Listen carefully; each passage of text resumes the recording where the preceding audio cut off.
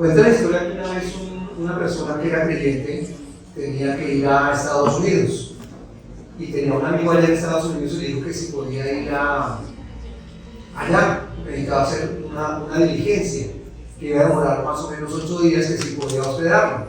Entonces el amigo, que hace mucho no se veía, dijo: pues claro, véngase de aquí, con mucho gusto yo lo hospedo y compartimos.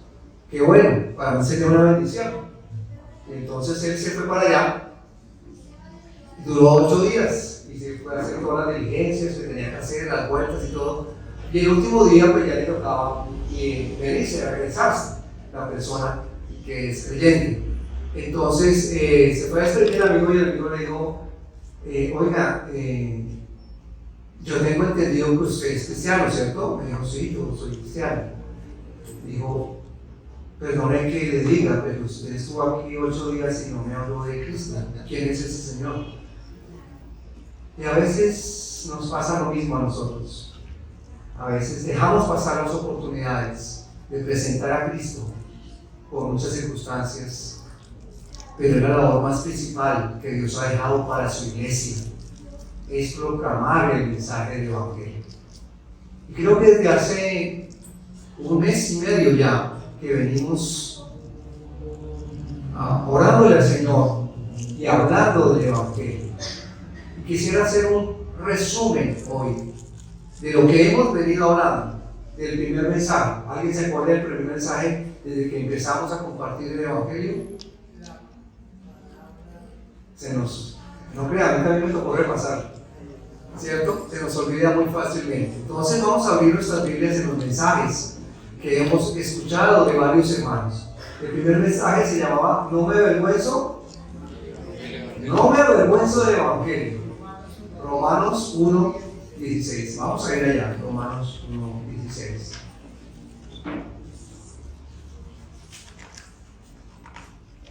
Dice la palabra de Dios: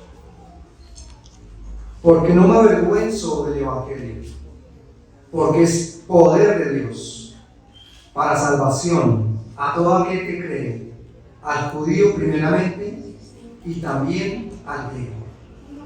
16. Romanos 1:16. Y enfatizábamos en esa enseñanza en Romanos 1:16 que no me avergüenzo del Evangelio. A veces recuerdo cuando estaba en sitios y iba a compartir otras cosas en otros sitios diferentes, me sabía casi todos los chistes y no me avergonzaba contarlos, y no eran chistes muy buenos que digamos, y me lo sabía y todo el mundo se reía y uno se sentía bajo, qué chévere que se reía la gente y todo, y no sentía vergüenza. Y ahora que digo ser cristiano, el deseo del corazón es que no me avergüence. ¿De qué? Del Evangelio, de la mejor noticia, de la más grande noticia. El Evangelio es una noticia que Dios se reveló, se hizo hombre, se engendró en un ser humano, siendo Dios mismo, sin dejar de ser Dios, se hizo hombre y vino. Y como dijo Juan, vimos su gloria, vimos la gloria de Dios manifestada en su Hijo. Y ese Hijo vino para morir en una cruz. El Evangelio es la noticia más importante que el mundo necesita escuchar. Que Dios mismo se hizo hombre, que vino y murió en una cruz por ti y por mí, sin merecerlo, como hemos meditado. Su amor excedió mi pecado. Y en la cruz derramó su sangre preciosa para darnos eterna salvación. Pero no se quedó ahí. Él resucitó, venció la muerte, venció a Satanás y venció el poder del pecado. Y ahora tenemos vida eterna. Somos sellados con el Espíritu Santo y somos llamados hijos de Dios. Qué privilegio ser llamado hijo de Dios. No porque haya algo bueno en mí, no porque asisto aquí a las reuniones, no porque tengo algo especial, al contrario, porque mi pecado me condenaba, pero Cristo me salvó y ahora soy llamado su hijo. Qué gran noticia, no me avergüenzo. Y el mundo necesita escuchar esa noticia. No nos avergoncemos, mis hermanos. Porque si lo rechazan, ¿a quién están rechazando? El mensaje del Evangelio. No a mí, sino el Evangelio. Dios no nos manda a salvar a nadie, pero nos manda a proclamar su Evangelio, a decirle a la gente el peligro tan grande que está de una eternidad sin Cristo. A eso estamos llamados. No nos avergoncemos, mis hermanos. Y dice que es poder de quién? De Dios. No es tuyo ni mío, porque el poder viene de Dios, de lo alto. Mas Dios muestra su amor.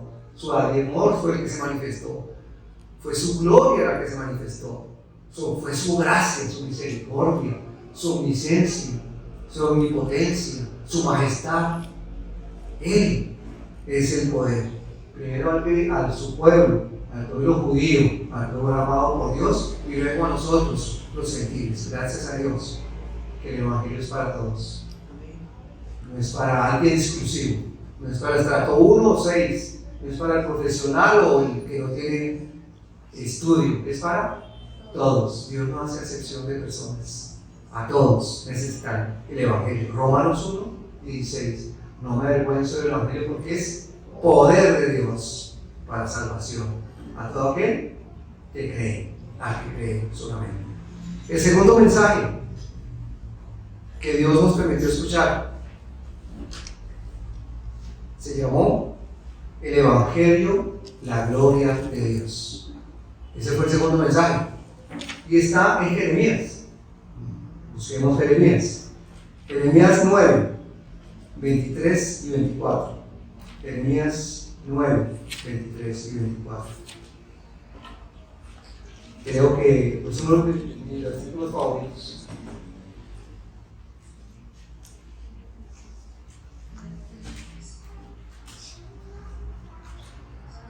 Dice así: no se alaben, así dijo Jehová, no se alabe el sabio en su sabiduría, ni en su valentía se alabe el valiente, ni el rico se alabe en sus riquezas.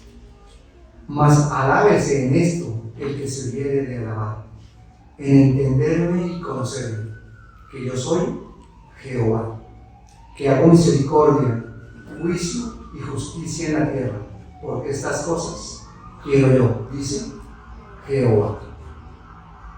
Qué hermosas palabras que contrastan en lo que el hombre siempre quiere. El hombre siempre quiere buscar alabarse a sí mismo, en el trabajo, en el deporte. Quiere alabarse en muchas formas. En la valentía de tener el mejor cuerpo, en el poder del dinero, en las cosas que ofrece este mundo. Y dijimos que el Evangelio es conocer la gloria de Dios. Es entenderlo y conocerlo. Para entender y conocer a una persona, ¿qué se necesita? Pues pasar tiempo con ella. Los casados aquí necesitan pasar tiempo con su esposa para conocerla y entenderla, o para llegar al matrimonio bonita, pues entenderla y conocerla. Saber quién es, qué hace, qué piensa, por qué actúa así. Necesita una relación real y verdadera. Necesitamos tener una relación verdadera con Dios. No de vivir solo los domingos aquí, sino todos los días en su palabra, para entenderlo y conocerlo. ¿Y qué hace Él? Dice ahí, ¿qué hace aquí en la tierra Él? Misericordia. Dios no nos dio lo que merecíamos, nos dio lo que necesitábamos. Fue su misericordia que nos dio en nuestro estado de pecaminosidad y tuvo misericordia de nosotros, que mostrábamos lo contrario, éramos miserables, pero Dios manifestó su misericordia a nosotros y su juicio fue entablado aquí en la cruz del Calvario.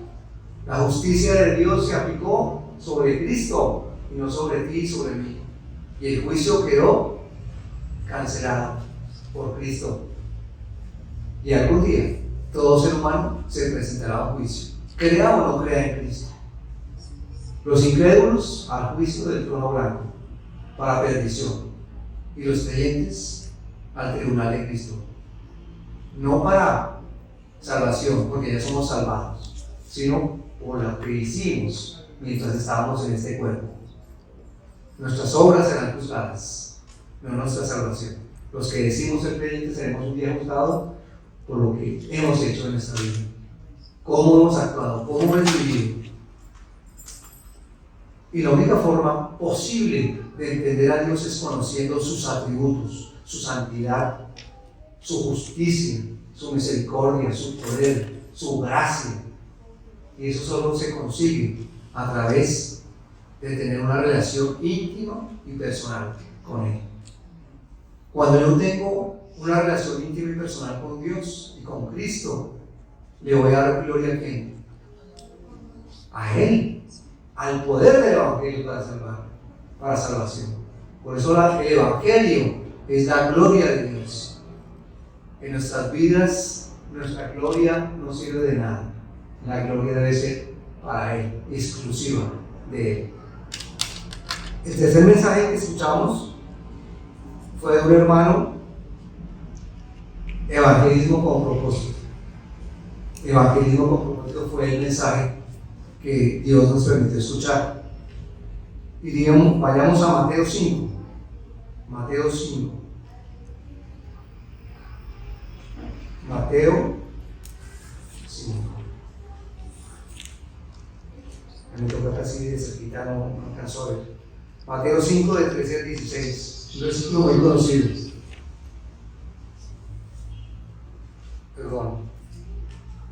Perdón, Marcos 16, 15. Marcos 16, 15. Aunque ese lo vamos a ver un poquito más adelante que en el nombre. Marcos 16, 15 dice: y les dijo, hablando de la gran comisión a Dios cuando partía: id por todo el mundo y predicad el Evangelio a toda criatura. Y por todo el mundo y predicad el Evangelio a toda criatura. Y nuestro hermano nos hablaba de algo interesante: predicar el Evangelio. ¿Qué necesita una persona primero para conocer el Evangelio? Necesita cómo está su condición delante de Dios. Necesita saber cómo está delante de Dios. Y Dios dice en Romanos 3, en adelante al 10, que ¿cuántos justos hay? Ni uno. Ni uno. No hay quien busque a Dios, no hay quien haga lo bueno, no hay ni siquiera uno. Todos se desviaron, a unas se hicieron inútiles. Su lengua habla engaño. ¿Y ese eres tú? Dice, era él. La primera condición que el hombre necesita saber es que tiene una condición alejada de Dios, que está separado de Dios, que está alejado de Dios. Si tu pecado no te duele, el Evangelio te debe doler para que te duela el pecado. No te creas bueno, no te compares con los demás. Si me comparo con Garavito, uy, ese sí es un terrible. Pero como para Dios no hay estándar de quién es más pecador. Delante de Dios todos somos pecadores. Hay una discusión. Yo puedo llegar hasta ser peor que Garavito, porque él lo hacía. Pero ¿cuántos de nosotros esconden pecados en sus vidas? Mentira, de odio, de engaño, de resentimiento. Y eso es pecado para Dios. No hay pecado chiquito ni pecado grande. Cualquier transgresión a la ley es pecado ante Dios. Y lo primero que necesita saber la persona es que está separado de Dios, incomunicado de Dios. Pero que la justicia, dice ahí en Romanos 3, dice que por las obras de la ley ningún hombre será declarado inocente. La ley no me salva, decía mi hermano. ¿Qué hace la ley? Mostrarme mi condición de pecador. Porque ninguno aquí ha cumplido las normas de Dios. El estándar de Dios, ningún hombre sobre la tierra lo puede cumplir. Pero dice que la justicia de Dios, anunciada por los profetas, se reveló en la cruz del Calvario. La justicia de Dios de mis pecados merecía la muerte. La paga del pecado es muerte. Mis acciones merecían el castigo de Dios, separado de Él. Pero Dios aplicó su justicia en Cristo y tenía que morir para darle vida a un muerto. Nosotros estábamos muertos espirituales, pero Cristo, por su justicia aplicada, nos da vida, y vida espiritual, y vida eterna. ¡Wow! ¡Qué justicia tan grande! Esa es la justicia de Dios. Y Cristo es la obra completa de redención del ser humano. Entonces, el propósito del evangelismo es mostrar nuestra condición al mundo. Y siempre incluyase usted, porque a veces los cristianos tenemos usted y yo, no, somos igual. Aquí venimos los que somos redimidos por la sangre de Cristo, pero pecadores todavía. Lógicamente ya no practicamos el pecado, no queremos hacer lo que hacíamos antes. Y esa es una demostración de que ahora quiero y soy parte del cuerpo de Cristo. Dice que el que cree en Él no es condenado, pero el que no cree está condenado. El peor pecado, como les decía hoy en el curso del bautismo, no es el orgullo, no es la mentira, el odio. El peor pecado es no tener a Cristo en el corazón. El regalo ya está ofrecido, el regalo ya está ahí en la cruz del Calvario. Solo hay que recibirlo. Mateo 5, 13 al 16. Ahora sí, ese que no leímos. Mateo 5. ¿Quién quisiera leerlo? Alguien que se ponga en pie y lo lea. Duro, fuerte. Mateo 5, 13 al 16. Dice: Vosotros sois la sal de la tierra, pero si la sal se desvaneciere, ¿con qué será salada? No servirá más para nada, sino para ser echada afuera y hollada por los hombres. Vosotros sois la luz del mundo. Una ciudad sentada sobre un monte no se puede esconder. Ni se enciende una luz y se pone debajo de un almud, sino que sobre un candelero y alumbra a todos los que están en casa. Así alumbre vuestra luz delante de vuestras buenas obras. Así alumbre vuestra luz delante de los hombres, para que vean vuestras buenas obras y glorifiquen a vuestro Padre que está en los cielos. Amén. Qué mensaje tan hermoso fue esa vez, ¿cierto? Somos llamados a ser ¿qué? Sal y luz. Tú eres sal y luz. No sé si usted alguna vez ha hecho arroz y se lo quiere echarle sal. Creo que a todos nos ha pasado. ¿Sí o no? Es rico, ¿cierto? No mucho. A muy pocas personas les gusta así. ¿Qué hace la sal? Le da sabor. Le da. Ahí sí puedo vivir un sabroso, como dice nuestra vicepresidenta. Entonces, mis hermanos, nosotros somos esa sal que necesita este mundo. No estamos llamados a criticar al mundo. No estamos llamados a señalar al mundo. Estamos llamados a ser la sal de este mundo, a sazonar con nuestra vida, con nuestra forma de ser, los de este mundo que están ahí, al lado tuyo, alrededor tuyo. Me acuerdo una vez que antes de ser cristiano me tocaba, estaba con un tío por allá viviendo unas fincas. Una carretera por allá lejos, pero yo jugaba fútbol y mi pasión era el fútbol, y yo me iba de lunes a viernes y el sábado me regresaba porque solo salía la flota a las 6 de la mañana, el resto no salía flota por allá en Manta, Cundinamarca. En esa época, eso fue hace poquito.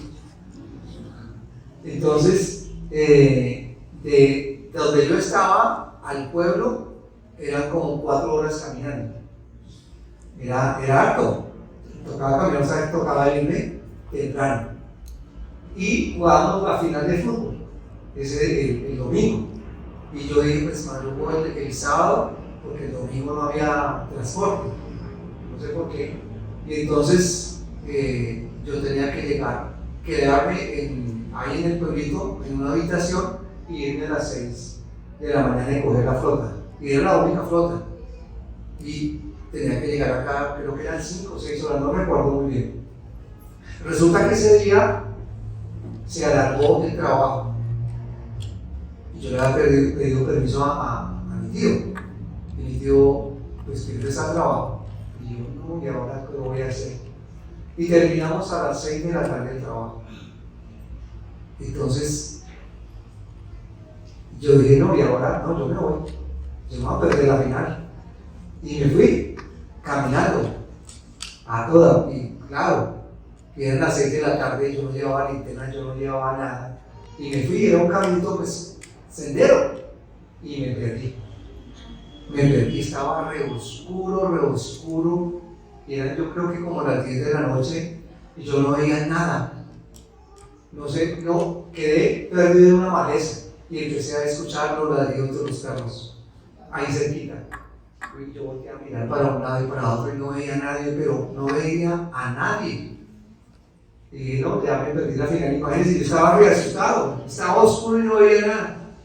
Cuando de pronto vi una luz que se alumbró en el camino.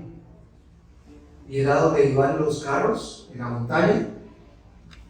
Y los carros se iban alumbrando, pues, el camino. Para que esa luz me va a guiar. Y yo seguí esa luz por el camino, ¿sí? Y esa luz me hizo llegar a las 2 de la mañana y llegar al pueblo. ¿Pero qué diferencia hizo? La luz. La luz disipa las tinieblas. La luz da tranquilidad. La luz da esperanza. La luz da alegría. Y mis hermanos, nosotros ya no somos tinieblas, somos luz para alumbrar este mundo perdido. Dios necesita de ti para que seas luz y alumbres con tu vida el Evangelio de Cristo. 1 Corintios 3, 6 y 9. 1 Corintios. Otro hermano que quiera leer con voz fuerte. 1 Corintios 3, del 6 al 9. Dice así, leo la palabra en el nombre del Padre, del Hijo y del Espíritu. Yo planté, Pablo regó, pero el crecimiento lo ha dado Dios. Así que ni el que planta es algo, ni el que riega, sino Dios que da crecimiento. Y el que planta y el que riega son una misma cosa, aunque cada uno recibirá su recompensa conforme a su labor. Porque nosotros somos colaboradores de Dios y vosotros sois la danza de Dios, edificio de Dios. Amén. ¿Cómo se llamaba esa enseñanza? ¿Se acuerdan? La siembra y la cosecha. La siembra y la cosecha. Entonces, había un problema en Corinto que uno se creía, no, yo soy de Apolo, yo soy de. Entonces había una supremacía, quién era el mayor. Entonces, aquí digo, no, aquí nosotros no somos ni mayor ni menor, todos somos trabajadores de Dios. Mi hermano Gilberto colocaba la ilustración de un sembrado, ¿se acuerdan? Entonces, ¿qué se dedica para sembrar? Un terreno, ¿cierto? Un terreno. ¿El terreno quién es? El mundo. El mundo es el terreno. ¿Qué más se necesita? Preparar la tierra. Preparar la tierra. Uno prepara la tierra, el otro ¿qué hace? ¿Y cómo preparo la tierra? ¿Qué quita? La maleza que hay. Lo que no sirve, lo quita. La maleza. Necesitamos quitar la maleza. ¿Y cómo quitamos la maleza para que una persona escuche el Evangelio? Orando. Orando por esa persona. Tú tienes una persona por la que estás orando. Oras por tu familia, oras por tus primos, por tus amigos. Ora.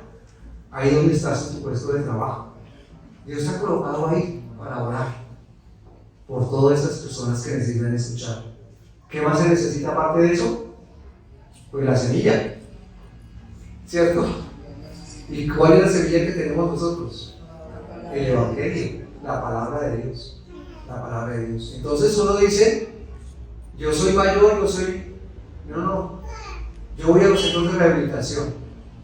Hace 18 años Dios me ha permitido trabajar con adictos. Y estoy seguro que cuando yo voy, en estos 18 años, otros ya han regado con su palabra del Evangelio. Otros han sembrado. Otros han plantado. Simplemente somos servidores del Señor Jesucristo, que Dios nos usa para plantar y regar. Pero hay muchos que han hecho la labor. Y muchos han escuchado el Evangelio ahí. Y me duele muchas veces volverlos a ver después de 10, 12 años, volver otra vez ahí, porque no han entendido. Pero no es mi problema, es el problema del corazón del hombre. Pero cuando queda plantada en la semilla en el corazón del hombre, ¿quién da el crecimiento? Dios. Entonces, mis hermanos, reguemos, plantemos, sembremos la palabra de Dios, porque el fruto lo va a ver Dios. Dios da el fruto. Y hoy veo aquí bendiciones, que el fruto que ha hecho Dios en las vidas. Tú debes regar la palabra. Pero qué rico también ver los frutos que hace Dios en la vida. Qué bueno ver hermanos que se esfuerzan por compartirle a sus familias y ver frutos en sus vidas. Eso es una bendición más grande. No hay mayor bendición de ver una vida transformada por el poder del Evangelio. Amén. Y el último, que creo que se deben acordar, hace 8 días, los que vinieron, ¿se acuerdan que compartió mi hermano? El Salmo 1. Vamos a ir allá. Al Salmo 1, ya que lo dijo Reinaldo, va a leerlo entonces. Salmo 1, capítulo 1 y 2, versículo 1 y 2, que fue lo que enfatizó nuestro hermano Galaxios.